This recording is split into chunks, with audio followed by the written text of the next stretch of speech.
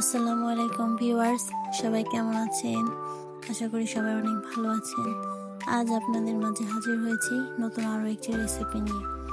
আজ আমরা বানাবো ডিম সর্ষে বেগুন পোড়া রেসিপি। এটি একটি ভর্তা রেসিপি।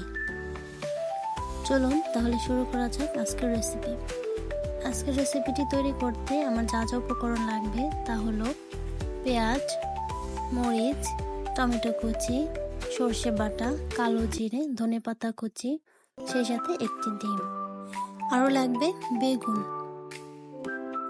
এখানে আমি সর্ষের তেল দিয়ে দিয়েছি, তেলটা গরম হয়ে গেছে। এবার এর মধ্যে আমি দিয়ে দেব কালো জিরার ফোড়ন। ফোড়নটা দেওয়া হয়ে গেলে এবার আমি এর মধ্যে দিয়ে দেব কেটে রাখা পেঁয়াজ কুচি। এবার দিয়ে দেব কেটে রাখা টমেটো কুচি। এর মধ্যে দিয়ে দেব হাফ চামচ পরিমাণ আদা বাটা এবং সামান্য পরিমাণ হলুদ গুঁড়ো। এবার দিয়ে দেব বেগুনটা আমি আগে থেকে পুড়িয়ে রেডি করে রেখেছিলাম, সো এটা এবার দিয়ে দেব। সেই সাথে দিয়ে দেব কাঁচামরিচ কুচি। এবার এর মধ্যে দিয়ে দেব একটি ডিমটি দিয়ে একটু নেড়ে চেড়ে মিক্স করে নেব। এবার স্বাদ মতো লবণ দিয়ে দেব।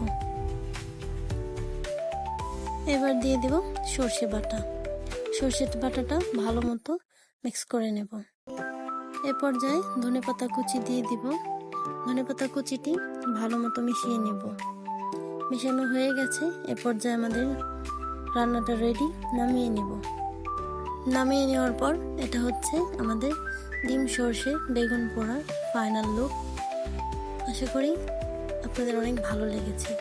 এভাবে আপনারাও বানিয়ে ট্রাই করে দেখতে পারেন।